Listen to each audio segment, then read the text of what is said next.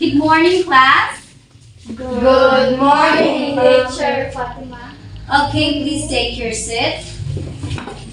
I am teacher Fatima May Monton, and I am going to discuss about the noun for today, okay? So, please listen carefully, because I'm going to ask questions in the middle of my discussion or at the end of my discussion, okay? So, class, what is noun? Have you heard about it? No. Okay, so for today we are going to tackle about the nouns. Their importance, the importance of nouns and its classes. So, why do we need to learn about nouns? Do you have any idea why we need to learn about nouns? Okay, so the English language contains more nouns than any other type of word. Without nouns, we couldn't talk about the things around us. It's because we cannot determine the things, the specific names, or the place without nouns. So, like, how could we determine a place, things, and names without nouns? We couldn't form even sentences. That's why we really need to learn about nouns. Okay? Okay, let's proceed. What is noun? A noun is a pronoun that identifies a person, place, or thing, or names one of them, which is the proper noun. For example, person, man, woman, teacher, John, Mary. So that belongs to the person. That will determine if that person is a woman, a man, a teacher, or the name of that person is John or Mary. Then in place, home, office, town, Philippines. So these are the example of nouns. We cannot name that thing if we don't know what's the name of that thing. That's why we really need to learn about nouns. So let's proceed to the classes of nouns. The first classes of nouns is proper nouns. Nouns that are used to name a person, place, or thing specifically are called a proper noun. Proper nouns always begin with a capital letter. Some proper nouns always begin with a capital letter, It's because we are determining a specific name, place, or thing. For example, my name is Rose. So the Rose here is the proper noun. So we need to use the capital letter at the beginning of the word, which is the R. Diba? O mag-name, mag-write mo sa inyong name in any sentences, nakakapitalize din na inyong letter. Never good nga, marong grammar or wrong ang sentence if magbutang name sa sentence nga small letter, ang first. Then, second example, this is my dog, Bruno. The name of the dog is Bruno. So, the word Bruno must have a capitalized letter, which is a B. Dapat dako jud ang letter sa B. It's because it's a certain or specific name of the dog. Okay. Nasabtan ang proper nouns? Yes. Okay. Then let's proceed to common nouns. Common nouns are those nouns that refer to a generic item, group, or place. So unlike proper nouns, they are not used to identify specific people, place, or objects. So, ang nakalainan sa proper noun o sa common nouns, ang common nouns, dili siya mag-identify of specific, like certain things or people or place, where siya generalized. For example, I bought a pen yesterday.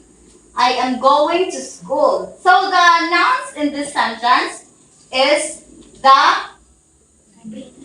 louder voice. Pen. The pen. So the pen is the nouns, the common nouns to be exact. And we you know how to create a sentence? Di ba? Magsuot ng sentence nga na ay things nga atong i-apply sa sentence. Dili na di ba na butang ibig letter? It's because dili man siya specific na object. Pen. There's a lot kind of pen. So dili siya specific na. Unlike og muling ka I bought a Jetic yesterday. So dapat anong Jetic dakon jud mo ang letter, meaning of the letter. Understood? Yes. Okay. Another example, I am going to school. School, the beginning of the word school is not capitalized. It's because it's not the specific place. Unlike mo yan to, I am going to Bayakabak Elementary School. Nag-specific man ta, nagbutang mo tag specific place nga Bayakabak, need you siya i-capitalize. So, kanin kayo, dili man, wala man daghan ng clients sa school. Okay? Nasabtan ang common nouns. Yes. So, let's proceed to singular nouns, the third classes of nouns. So, please, Angie, read the meaning of the singular noun. A singular noun is a noun that refers to only one person, place, thing, or idea. Expenses, said, Plural nouns. which refer to more than one person, place, thing, or idea. Okay, thank you. From the word itself, singular, it means one. So, singular noun is to determine one person, place, or things, or idea. Okay? So, for example, there is a little boy in front of our house. So, ang noun aniya sentence is ang boy, which is one. Kawala may s, di ba? Nakanta nga ang plural na s. If baka siya nga many, yan na. So, boy man, wala man di ano, there is a little boy. Dili man siya may nga na, boy. Okay, you are using is singular. Then, boy is also singular. So, another example, that is my daughter. So, it means one. Na daughter, wala may s, so one na din siya. Wala man gingon diri nga, these are my daughters. Like, magamit kag are, that means more than one. Okay, nag-gets na ba ang singular nouns? Yes, ma'am. Okay, that's good. So let's proceed to plural nouns. Plural nouns refer to a number of people, places, animals, or things. Nouns are made plural by adding s or es, or ies or ves to the existing root word. So, plural noun is the opposite of singular noun. Kaya like what I said earlier, singular noun is na-determine only one, di ba? Then, ang plural, nag-determine na siya, nag-refer na siya sa number of people, places, things. So, two or more na siya. By adding ma-plural nimo ang isa ka noun, by adding s, or es, ies, or ves. For example, I need some apples. So, og tag, I need some apple. Isa ra jud, ay pasabot, ngayon kinahanglan nga apple. Pero nagingan mo siya, I need some apples, which is, na-add nga as, mahimo na gid siya plural. Two or more na gid siya. Another example, did you find the boxes you were looking for? Unsa gani ang kuno ni ang nouns na to ani gigamit? The boxes. Wala man mingon, did you find the box? Boxes man, so plural. Under siya sa plural nouns. Ang ma-add nga as, es, ies, or ves sa noun, sa root word. Okay, so let's proceed to countable nouns. A countable countable noun, as the name suggests, refers to nouns that can literally be counted. So from the word itself, countable noun, it means words are noun nga ma-count, literally can be counted. For example, Tom brought 10 packets of lace for the trip. So, naihap siya, 10. Nai specific number of how many is the packets of lace. Ang na bitbit ni Tom. Na-get? So, countable noun is to identify noun is countable. You can ask the question, how many? So, uncountable noun, inyo na siya ma-determine by asking the question, how many? For example, my mom asked me to buy a dozen of eggs. So, how many? How many does my mom ask me to buy? Pila? A dozen of eggs. So, na-answer ang question nga how many. Kaya naman siya specific number sa noun. Okay? Okay, so let's proceed to uncountable noun. Any noun that cannot be counted can be classified as an uncountable noun. So, any noun nga dili may hap kay uncountable noun. From the word itself, uncountable noun, dili siya may hap. For example, I have a lot of homework to do. A lot of homework. Ang noun na kay ang homework, wala may specific no specific number of homework. Ang number sa homework butang a lot. So dili mo ma-determine og pila ka homework ang gihatag. Kay wala man gibutang I have 10 homework, I have 5 homework, wala man. So ang homework niya dili may have, uncountable. So wala specific nga number gihatag. A lot is not a number, right? Yes. Right. So dili ka makayon nga hala ang alot kay 10. Kaya man kay dili man mo ma-determine nga ang alot kay 10. Kaya wala may specific nga number. Okay? So another example. We are facing terrible weather today. Ang weather, the weather is uncountable because there's no specific. Maski pagbutangan mo marang grammar na siya, maski pagbanamburan mo ka, wala may, we are facing terrible poor weather today. Pwede ba na? Is it possible na sa isang kaadlaw or that specific certain time for ka weather ang mag-abot-abot? Maybe if sa one day, mukalit ang init, mukalit ang uwan, so sa isang kaadlaw, weather, kasi klaseng weather. Pero in this case, wala man gibutang o pila, wala man specific number o pila. So, ang weather ay uncountable noun. Okay, na-get? Okay. Let's proceed to collective noun.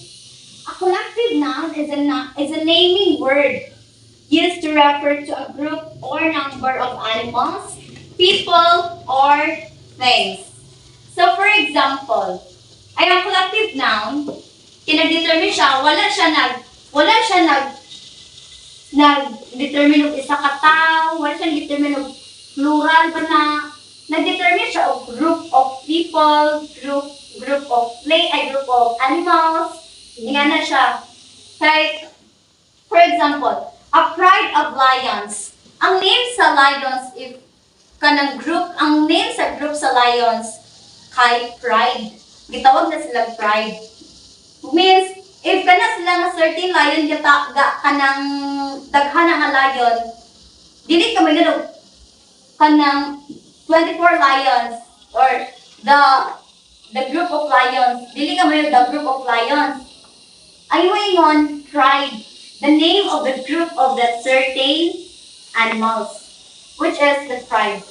Tawag sa animals, mga group sa animals sa lions, tawag sa group sa lions? Ang bride. The flock of sheep. So, ang group na to sa sheep, lahi-lahi na sila tawag. Lahi ang name sa birds, lahi ang name sa cat. Nasa yung mga names o ganang sa ilang group, certain group. Okay, let's proceed to the collective nouns for group of people. So, ganina, unsa nga group ang atong gi-determine or atong gi-kwan, collective animals. The animals. So, karon, let's proceed to the group of people. So, for example, a band of musicians. Ang musicians, people magyud din na. Okay, nabi musicians nga cat? No. Ni animals? Any animals? Maybe na ako mga cartoon, mga unrealistic. Di ba nga mga salida? But then it's not real. Then, kaya ang musicians, kaya yung mga people. Then, ang tawag sa ilang group is band.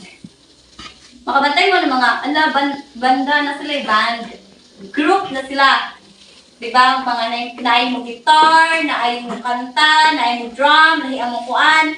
Muna sila isa ka group which is ang band. Na-gets? Yes. So, another.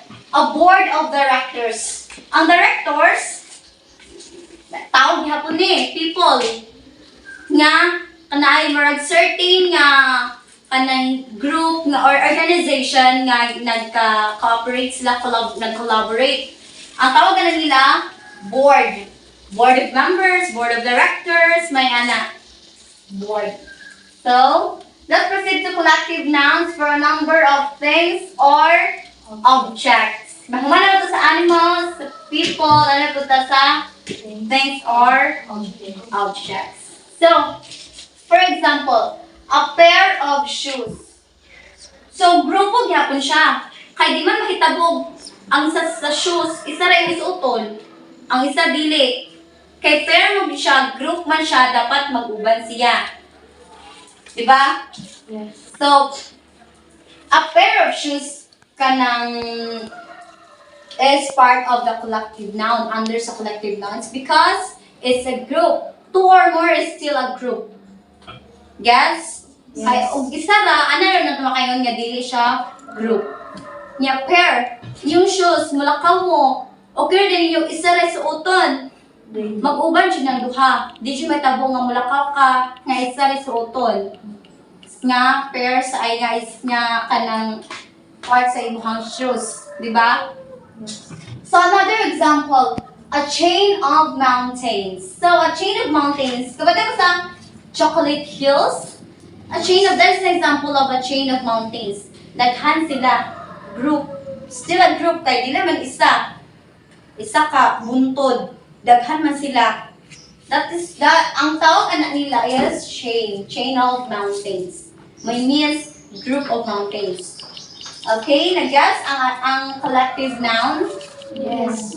Okay. So let's proceed to concrete noun. A concrete noun refers to objects that are material and can be perceived by the human senses. So, what's gini ang human senses? There are 5. The smell, taste, the touch, the hear, and the see. Those are the 5 senses of the human. Diba? So, ang kanilang concrete nouns, mao din ang ma-perceive, mao din ang mga noun nga ma-perceive by the 5 senses. Makita, makilawan, madungog, o magkaman, ana. So, for example, the book is on the table. So, makita, di ba? Asa ang book? Nasa table. So, mao na siya ang noun nga concrete. Kanang magamitan of 5 senses. For example, ang book. Di ba yung maingon nga ang book kay nasa table, kung wala yung makita nga ang book na din sa table. Dili man ka makadetermine nga asa ang book kay pwede naman ang book kay naa din sa ilang sa table or nasa sound, nasa floor, nasa kuan. Dili man siya wala man siya, hindi siya di mo determine kung dili mo makita kung asa ang object. So, the book is on the table, pasabot, nakita gid mo nga ang book naa sa table. So Sharon opened the window. Makita nimo nga si Sharon ang nag-open sa window. Si Sharon sad ang nag-touch sa window. Muna yung makuha nimo nga, magamit ang five senses. Na, kinsa di ang nag-open sa window? Si Sharon. Di ba? Ingana siya, kasayon. Then let's proceed to abstract noun. An abstract noun is used to refer to concepts, ideas, experiences, traits, feelings, or entities that cannot be seen, heard, tasted, smelled, or touched. Ang concrete na ay ang abstract noun, opposite siya sa concrete noun. Kaya ang abstract noun, ay dili din siya nimo ma-determine mas ibas kinaanay, mas kinaay touch, na ay smell, na ito lima ka five senses.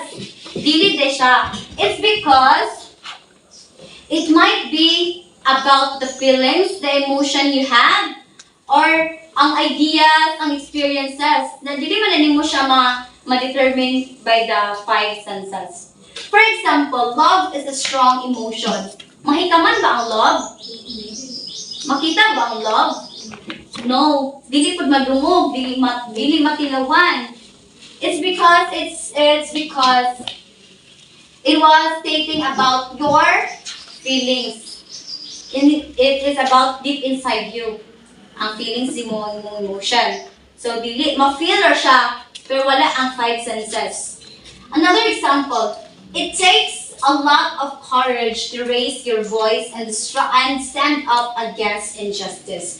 So, ang courage, makita ba siya nimo nga? Like, specific, makita nimo? No. It's all about your determination. It's about your feeling sad. It's about your personality. It's about your traits. So that's the difference between the abstract and the concrete nouns. Okay? Kasi ang abstract nouns nag-determine sa abstract nouns? The concepts, ideas, or entities. Okay, class. Any questions regarding to our topic? No. Okay, so no, that only means that you really understood our topic. Yes. So let's have a recap. By asking you these 9 classes of nouns, I want you to give me one example each. And I will call names who can give me an example of each classes, okay? Okay, let's have proper nouns first. Okay, Angie, can you give me some examples? Example. Her name is Carla. Okay, very good. That is right. That's correct. So her name is Carla. It means proper noun, diba? Because there's a specific name of a person. Carla, which is ang Carla. Ang specific. Ang pasabutan na, ang name ay ang baiha kay Carla. Dili si Tampulana, kundi si Carla. Okay? So another example about let's proceed to common nouns. Laika, can you give me an example? I'm going to the city. I am going to the city. Thank you. That's right. Very good. So I am going to the city. The city is the nouns. Ay, the noun of that sentence, diba? Ang city ang noun. Then, daghan mag-city. Wala may specific o asa ang city. So, ang city, small letter siya. Okay, so what yung sa sentence? I'm going to the city. Ang C, sa first letter sa city, small letter. Not needed to be capitalized because dili siya specific na place. Kasabot? Okay. So another example, so let's proceed to singular nouns. Carla, can you give me an example of singular noun? Hey, this is my friend. She is my friend. So thank you. That's right. So she is my friend. Is, di ba? So one ra. Wala man.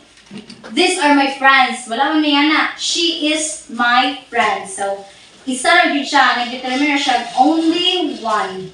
So sakto siya. Singular noun. So let's proceed proceed to plural nouns. So, okay, give me an example of plural nouns. Okay, Kisha? I want some bananas. Yes, that's right. Very good. So, bananas, plural, daghan. So, daghan na saging dayang kikinahanglan. Yes. Yang gusto makanon or unsaon niya. Kay, bananas means na-add nga S. O banana ra. So, isa ka saging. Then na may S, so it's plural. Ma-plural na siya. Okay? So let's proceed to countable noun. Who can give me an example of countable noun? Okay, Carla. My mom gave me 4 donuts. So my mom gave me 4 donuts is correct. Okay, check. Very good. So kay nag-specific siya, specific pila ka donuts ang ihatag sa iyong mama? 4. 4. It means may half ang pila ka bukang ihatag. Yes. Ka donuts. Okay, so let's proceed to uncountable nouns. So uncountable noun. Who can give me an example of uncountable noun? Okay, Angie. There are children over there. So there are children over there. So uncountable ang children ang noun adto. But then, dili man nato mahatag ang specific number of children. Di ba? Kaya wala man gingon there are four children over there. So ang children, the noun children cannot be count. It's because wala specific na number gihatag. Lara, mga bata ra, pila ka buok ba, pilang kabuok ng bata. Basta kay wala specific name and number yung gihatag. Okay? So, thank you. Sakto siya. Let's proceed to collective nouns. Who can give me an example of collective nouns? Okay, Angie. An army of frogs. An army of frogs. Diba? Ang name sa frogs, sa group of frogs is army. Ang tawag nila kay army. So, that's right. Very good. So, let's proceed to concrete noun. You can give me an example. Okay, Carla? The cup is on the table. The cup is on the table. So, you are using the isang senses, human senses. See. Ay, sorry. Okay, see.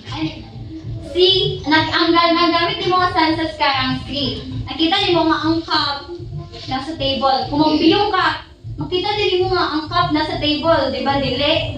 So, nakikigamit ni mo ang see na senses. Then, lastly, abstract noun. Unsa, kasi makatag example. Okay, Krisha? Honesty is the best policy. Honesty is the best policy. That's a famous quotes, right? Yes. Ever since we were still in grade 1, ano dyan ang quotes? Honesty is the best policy. But still, daghan niya kung mamot-bot. Diba? Honesty is the best policy is pride. Diba? It's because you cannot determine the honesty by the 5 senses. Di mga kamayon, wala, na-touch na ko, honesty siya. Dili, diba? Nakita na ko nga honest siya. Dili. It's because it's all about your traits, your personality, ang di mamutbot. Diba? So sakto siya, it's correct that honesty is the best policy is under siya sa abstract noun. So, that's all. Let's give ourselves a round of applause. Okay. Since you really understood, you listened well to my discussion for today, I am happy that you cooperated well and also participated by giving an example. In class, that's all for today and enjoy the rest of the day, okay? Okay, goodbye class. Goodbye and thank you, Teacher Fatima. Okay, thank you.